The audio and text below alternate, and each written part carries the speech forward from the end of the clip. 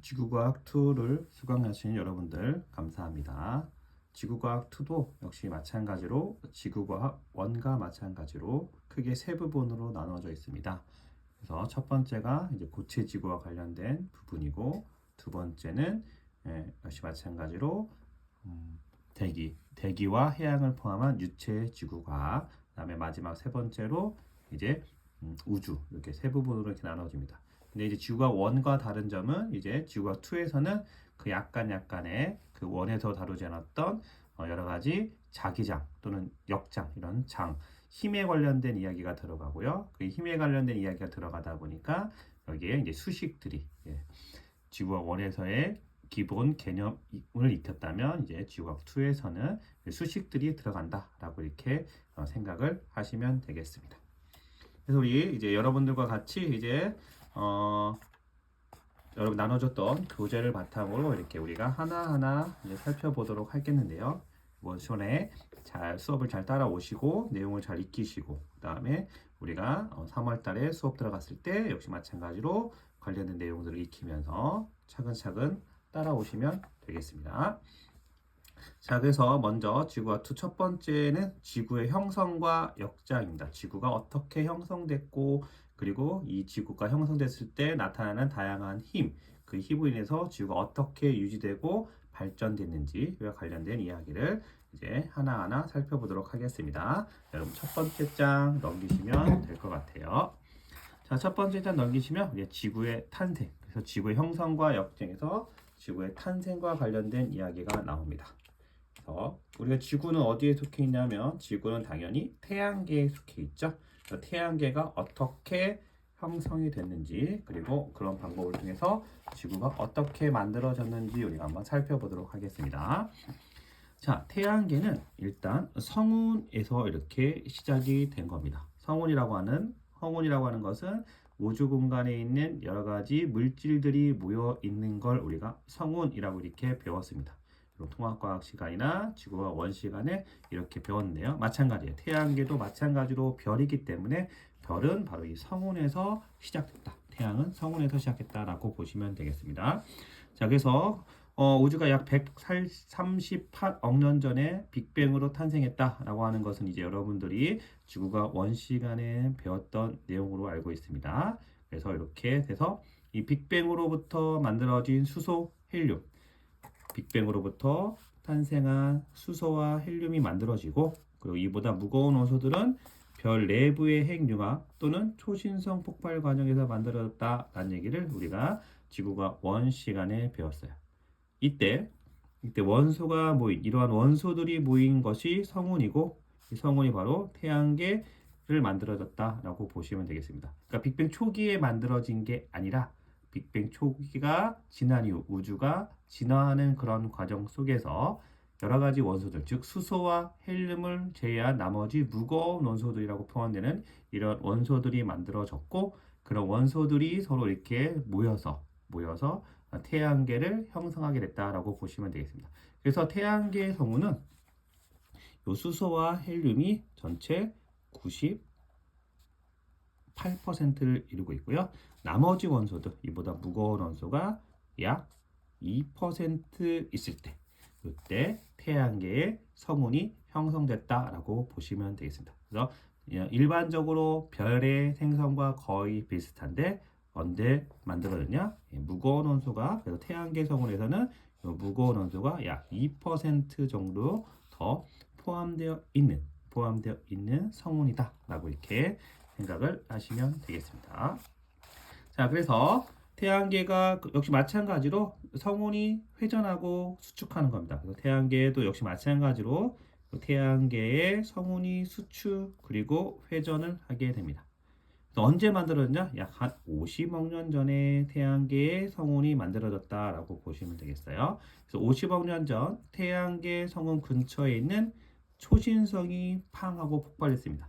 초신성이 폭발하면서 안정적이었던 공간에 불안정한 에너지가 많이 들어오게 되겠죠. 많이 들어오게 되면서 이런 충격 차이에서 밀도차가 생기게 되었습니다.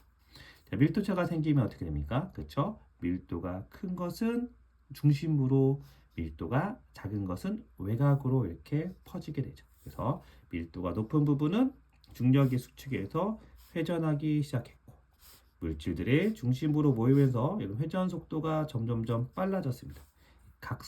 이런 물리 시간에 배웠던 각 운동량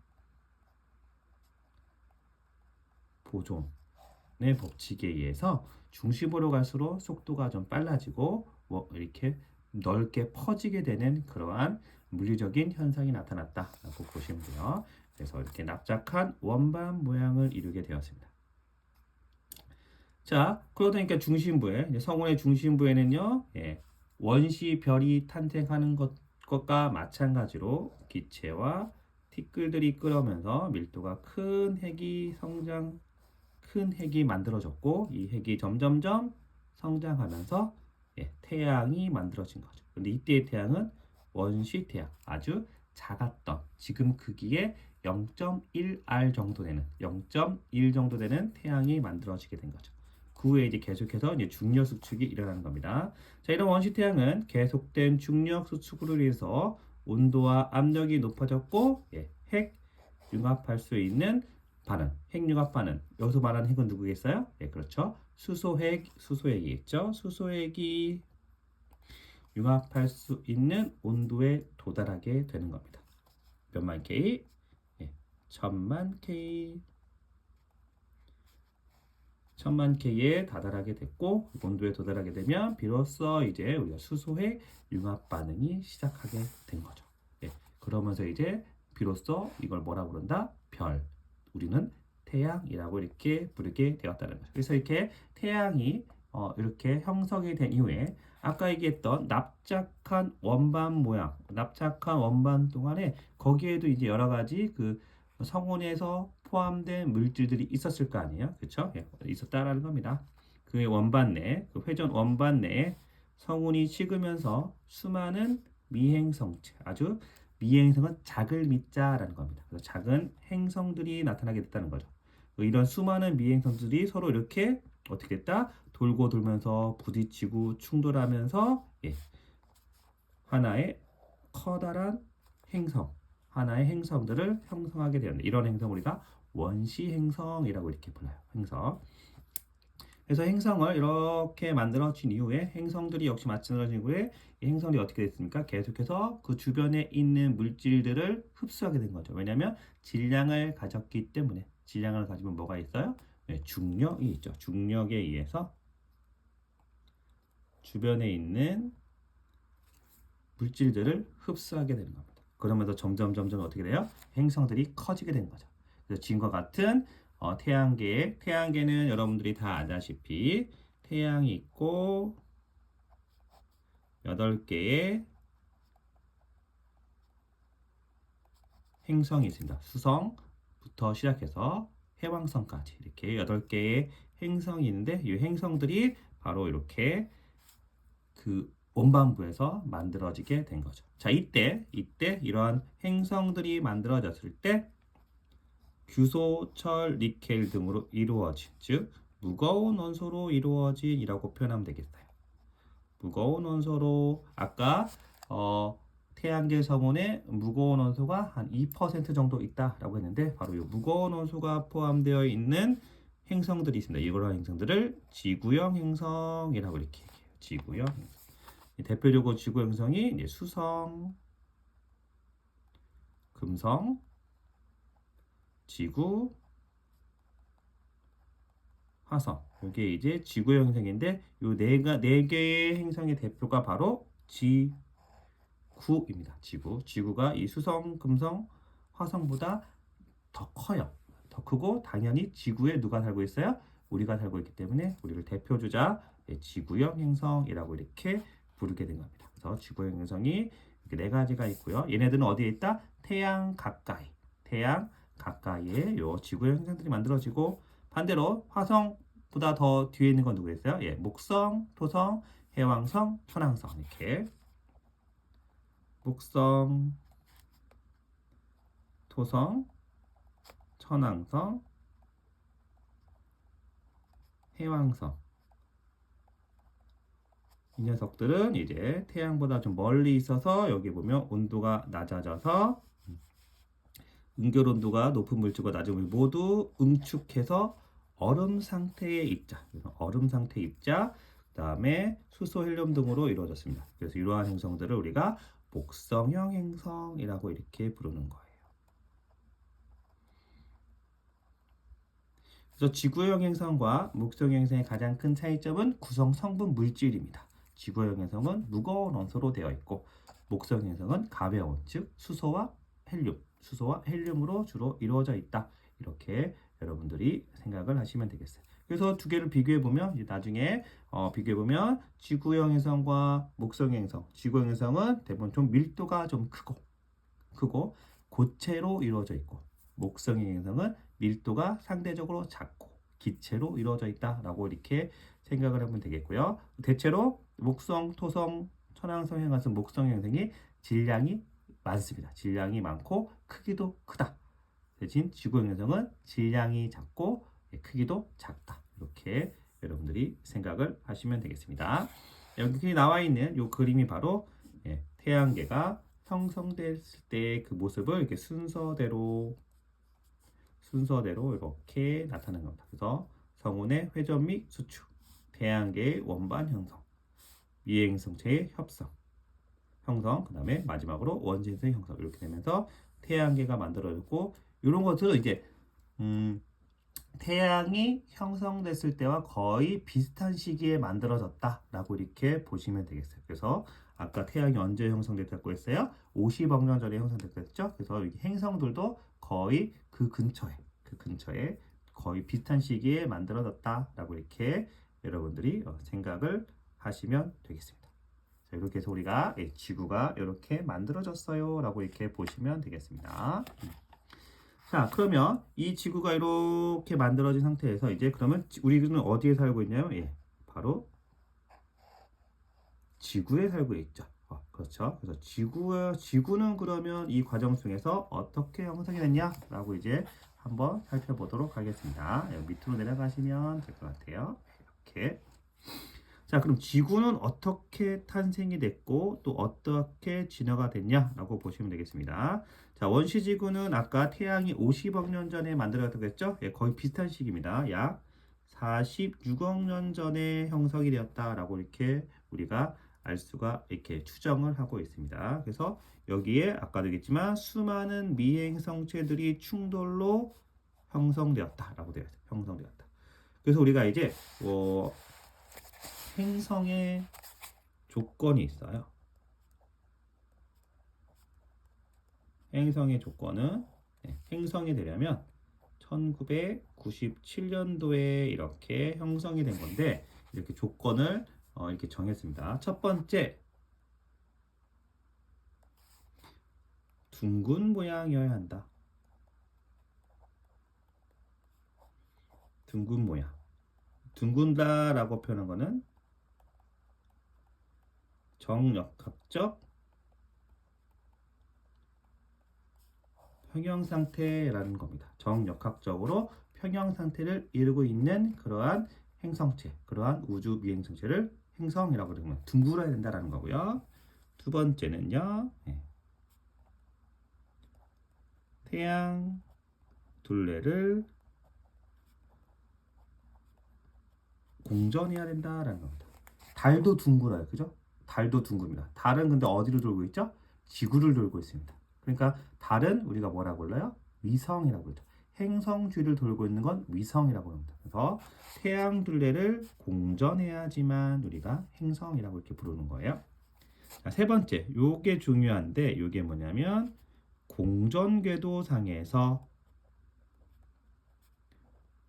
궤도에서 다른 것들과 다르게 가장 크고 가장 질량이 많이 나가야 된다. 크기도 가장 커야 되고 질량도 가장 커야지 우리가 얘를 행성이라고 이렇게 세 가지 조건, 요 세 가지 조건을 만족해야지만 우리가 행성이에요라고 이렇게 부르는 겁니다. 요 조건에 만족하는 것이 바로 우리가 아까 얘기했던 8개의 행성, 수성부터 시작해서 해왕성까지 이런 것들이 바로 요 조건에 만족한다라고 보면 됩니다. 요 공전궤도에서 가장 크고 질량이 크다. 공전궤도에서 가장 크고 질량이 많이 나간다라는 얘기는 뭐냐면 우리가 달과 지구, 달과 지구를 우리가 보면 알 수가 있습니다. 달도 둥글고요, 지구도 둥글입니다. 그렇죠? 예. 지구는 태양들을 돌고 있고 달은 지구를 돌고 있는데 둘 중에 누가 더 커요? 예, 지구가 훨씬 크고 훨씬 질량이 많이 나가죠. 이런 겁니다. 이런 게 이러해야지만 이제 우리가 행성이라고 이렇게 부르는 거다라고 보시면 되겠습니다. 그래서 대부분의 행성들이 자기 공전 이렇게 태양 둘레를 돌고 얘가 태양이라고 하면 태양 둘레를 이렇게 빙글빙글빙글 도는데 요 근처에서 가장 크고 질량이 많이 나가는 그러한 우주 물체라고 생각을 하시면 되겠습니다. 그래서 우리 행성의 조건 좀 잘 기억을 해 두시고요. 자, 이 행성의 조건에 맞는 게 바로 이제 지구고요. 지구는 바로 그래서 미행성체들의 충돌로 형성되었다. 그래서 여러 개의 그 작은 행성들이 이제 지구로 흡수가 된 겁니다.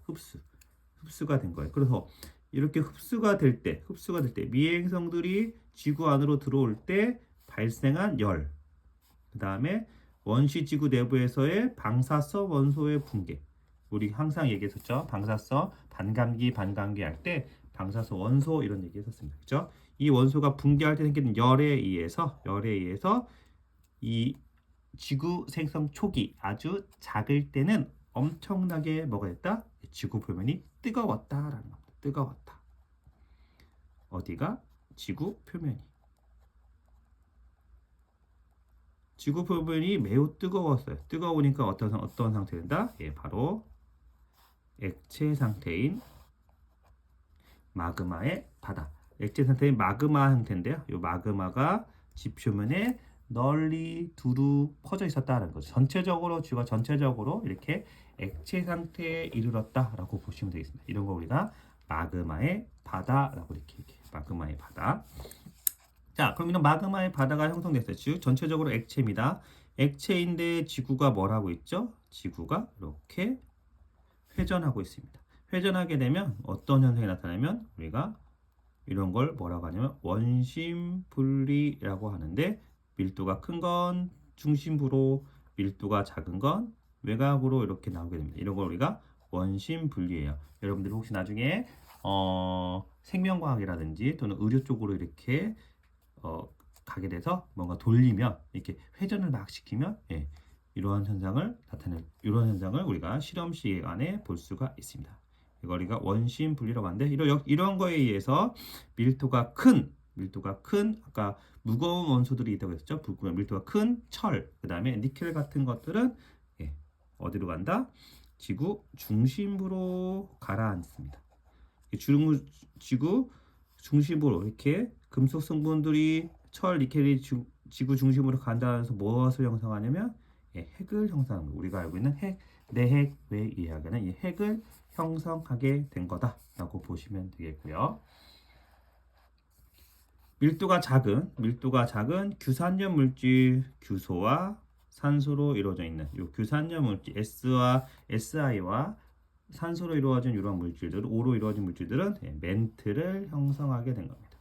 그래서 우리가 이제 여러분들이 지구 같은 경우에는 뭐 지각의 8대 원소 뭐 이렇게 얘기했어요. 그죠? 그래서 산소, 뭐 규소, 알루미늄, 뭐 철, 뭐 칼슘 이런 식으로 지각의 8대 원소 얘기했는데 이 중에서 가장 많은 게 산소와 규소죠. 그래서 산소와 규소의 화합물을 우리가 규산염 물질, 규산염 광물이라고 이렇게 표현하는 거죠. 여러분이 배웠던 대부분의 조합 강물들 감남석, 석영, 휘석, 각섬석, 그 다음에 흑운모 이런 것들이 다 요 규산염 물질에 해당하는 겁니다. 그래서 규산염 광물에 해당해서 얘네들은 이제 지각 또는 멘틀 이제 처음에는 멘틀이었겠죠. 멘틀로 이렇게 층이 나눠졌다. 그래서 핵과 멘틀이 서로 분리가 됐습니다. 밀도에 의해서. 그래서 지구 중심으로 갈수록 밀도가 크고 지표로 나올수록 밀도가 작아지는 겁니다. 그래서 이렇게 핵의 멘틀이 이렇게 분리가 되었다라고 이렇게 보시면 되겠어요. 자, 이후에 이 핵과 멘틀이 서로 분리가 된 이후에 이제 점점점 미행성층들의 충돌은 감소하는 겁니다. 왜냐하면 더 이상 이제 지구 중심으로 지구로 들어오는 그 물질들이 줄어들었다라는 겁니다. 그러면 충돌이 줄어드니까 어떻게 돼요? 상대적으로 지구의 온도는 점점점 낮아지게 되겠죠. 충돌이 없으니까 낮아지게 된다라는 겁니다. 낮아지게 되면서 지표가 이제 식게 되겠죠. 식으면서 그 지표면이 식으면서 이 녀석들을 뭐라고 하냐면 우리가 밟고 서 있는 곳, 지각이 형성이 되는 겁니다. 그래서 이때의 지각을 이제 원시 지각이라고 이렇게 얘기해요. 게다가 우리가 화산 활동을 통해서 가장 많이 나오는 기체가 수증기라고 했었죠. 이 수증기가 응결되면서 많은 비가 내렸고 이 비에 의해서 다시 또 지표가 식는 겁니다. 이러한 과정들이 이제 한두 번 일어나는 게 아니라 계속해서 반복적으로 일어나겠죠. 반복적으로 계속해서 일어나면서 결국은 지표는 점점점 더 식어지고, 왜냐면 이제 물을 뿌리니까 비가 오니까 점점점 더 식어지고, 요 식어지면서 점점 더 단단해지면서 이제 지각이 이게 굳으면서 굴곡이 생길 텐데, 이 굴곡에서 이제 조금 더 낮은 곳으로 요 비가 모이게 되는 겁니다. 낮은 곳으로 우리가 이제 낮은 곳으로 비가 모이게 되면서 이제 거기에 이제 바다가 형성이 되는 거다라고 이렇게 생각을 하시면 되겠습니다. 자, 이 바다가 형성되는 건 매우 중요한 입장입니다. 왜냐하면 이 바다가 형성되면서 드디어 이제 생명체가 이 바다에서 탄생하기 때문입니다. 우리 지구의 특징이 다른 행성들과 가장 큰 특징이 뭐라고 그랬어요? 생명체가 지구에만 존재한다. 그리고 이러한 것을 우리가 생명 가능 지대라고 이렇게 명시했죠. 그리고 생명 가능 지대의 뜻이 뭐였습니까?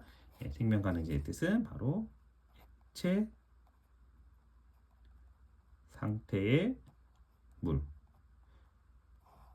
존재하는 공간, 바로 요 지구가 바로 이러한 상태가 되었다라고 이렇게 보시면 되겠습니다. 자, 이게 바다가 형성된 이후에 계속 이렇게 바다가 형성이 되면 대기 중에 이산화탄소가 많았을까요? 적었을까요? 많았겠죠. 왜냐하면 이런 화산 활동으로 인해서 수증기뿐만 아니라 이산화탄소 또는 이산화황 이런 여러 가지 산소를 제한 나머지 기체들이 많이 나옵니다. 많이 나오기 때문에 대기 중에 이산화탄소가 엄청 많았어요. 이 많았던 이산화탄소가 결국에는 어떻게 해요? 바닷속에 녹아버리게 되죠. 왜냐하면 우리가 배웠듯이 용해도가 산소와 이산화탄소 비슷해 이산화탄소가 훨씬 더 크죠. 그래서 이제 바닷물 속에 용해가 바닷물 속에 녹아들어갑니다. 바닷물 속에 녹으면서 이제 이 이산화탄소는 뭐가 돼요? 우리 지금 원 시간에 배웠듯이 CaCO3 석회암 탄산염의 형태로 퇴적돼서 이제 지권이 되는 거고 이제 단단한 암석이 되었다라고 이렇게 표현하시면 되겠습니다. 그러면서 이제 원시 지각과 원시 바다가 이제 생성이 되었다라는 거죠. 이해가 되셨습니까? 자, 여기서 이제 우리가 중요한 게 이제 아까도 얘기했지만 원시 바다가 형성되면서 이제 매우 중요한 현상이 나타나게 되는데 그게 뭐냐면 여기세요. 드디어 지구의 대기가 변하게 되었다는 거죠. 지구의 대기가 형성이 되었다라고 표현했는데 지구의 대기가 변했다라고 보시면 되겠습니다. 그러면 무슨 얘기냐면 원시 대기에는 지구 생성 초기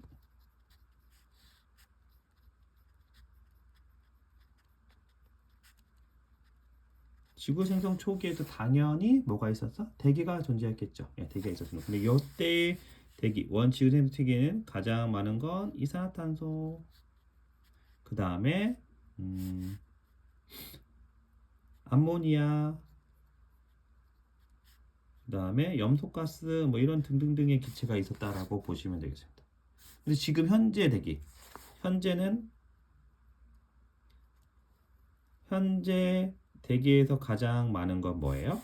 질소, 그 다음에 산소죠. 원시 대기에서 이렇게 현재 대기로 대기의 조성이 바뀐 거다라고 보시면 되겠습니다. 이 대기의 조성이 바뀌었을 때 가장 크게 영향을 준 게 아까 얘기했듯이 바다입니다. 원시 바다가 형성되었고 이 바다에 드디어 뭐가 나왔다? 최초의 생명체가 나왔다는 겁니다. 근데 이 생명체가 어떤 생명체냐? 처음에는 동물성 플랑크톤과 같은 생명체였습니다. 그리고 그 다음에 식물성 플랑크톤이 나오겠죠. 전체적으로 우리가 최초에 얘기할 때는 바다에 뭐 식물성 플랑크톤이 먼저 생겼다라고 이렇게 얘기하는데 사실 그렇진 않고요. 동물성 플랑크톤이 먼저 생겼다가 그 다음에 식물성 플랑크톤이 생겼습니다. 그럼 결론적으로 이 바다에 생명체가 나타나게 된 이유는 바다에는 자외선이 들어가지 않기 때문입니다. 우리 생명체가 지구상에서 살아갔을 때 가장 큰 조건은 뭐였냐면 여러분들 알다시피 당연히 액체 상태의 물이겠지만 그 다음에 오존층이 있어야 되는 겁니다. 오존층, 오스리아라고 하는 오존층이 존재해야 되는 거죠. 이 오존층의 가장 큰 역할은 자외선을 차단하는 겁니다. 태양그룹토 오는 여러 가지 파장 중에서 가장 큰 생명체에 유해를 끼칠 수 있는 자외선을 차단해 주는 게 바로 오존층의 역할이다라고 얘기했습니다. 어디에 있죠? 예, 성층권에 있습니다. 성층권에 있는 오존층의 자외선을 차단해 주기 때문에 우리가 이제 살아갈 수가 있는 거죠. 육지에. 그런데 원시대기 원시지구에서는 이게 있었어 없었어? 없었습니다. 그죠? 없었으니까 당연히 지상에 원시지각, 딱딱한 지각이 있더라도 거기에 생명체가 살아갈 수가 없었다라고 보시면 되겠어요. 그런데 이제 드디어 뭐가? 네, 바다에 생명체가 나타나게 됐고 그 생명체 중에서 광합성을 하려고 하는 남세균이 이게 중요하다. 광합성을 하는 남세균. 광합성이라고 하는 것은 어떤 걸 광합성이라고 하죠? 이산화탄소를 흡수해서 빛과 여러 가지 물을 이용해서 무엇을? 산소를 공급해주는 그러한 과정이 광합성이죠. 바로 이런 광합성을 하는 생명체가 나타나기 시작했다. 남세균이라고 하는 조류입니다. 조류. 이 조류는 이제 그 새가 아니라 이끼류 같은 이러한 조류가 나타나겠다. 여러분들이 이제 공통과학 시간이라든지 또는 뭐 생명과학 시간이라든지 이럴 때 배웠을 때는 스트로마 톨라이트, 뭐 지구과학 시간에도 배웠을 겁니다. 최초의 화석 그러면서 나와 있는 남세균을 우리가 스트로마 톨라이트라고 하죠. 바로 이런 스트로마 톨라이트와 같은 남세균이 광합성을 바다에서 하기 시작했다는 겁니다. 그러면서 바다에 산소가 공급하기 시작했고 산소가 공급되면서 이 산소가 뭐 용해도가 그렇게 높은 기체가 아니기 때문에 바닷속에 이제 계속 머물러 있지 않고 얘가 어떻게 된다? 어디로? 대기 중으로 이동하게 되겠죠. 대기 중에 이동하면서 산소가 대기 중에 쌓이게 되는 겁니다. 산소가 대기 중에 쌓였다. 산소의 화학식이 O2잖아요. 그죠? 여기서 이제 뭐가 나오는 거예요? O2와 산소 분자와 산소 원자가 합쳐지면 비로소 O3 오존층이 형성되는 겁니다. 이러한 과정이 이래 뭐 그냥 하루아침에 된 건 아니고요. 오랜 기간 동안의 시간에 걸쳐서 대기 중에 산소가 축적되었고 이 축적된 산소가 오존층을 형성하게 된 거다. 오존층을 형성하게 되면 아까 얘기했듯이 태양으로부터 오는 자외선을 차단해 주었죠. 자외선을 차단하니까 드디어 어디에? 여기 나와 있듯이 육지에 생명체가 나타나기 시작했습니다. 출현이라는 건 나타났다는 거죠. 그로부터 인해서 육지에 이제 생명체가 나타나기 시작하면서 드디어 이제 지구와 같은 지구의 지구 환경을 이제 만들게 된 거다라고 보시면 되겠습니다. 자, 여기 보시면 여러분들 요 그림 매우 중요한 그림입니다.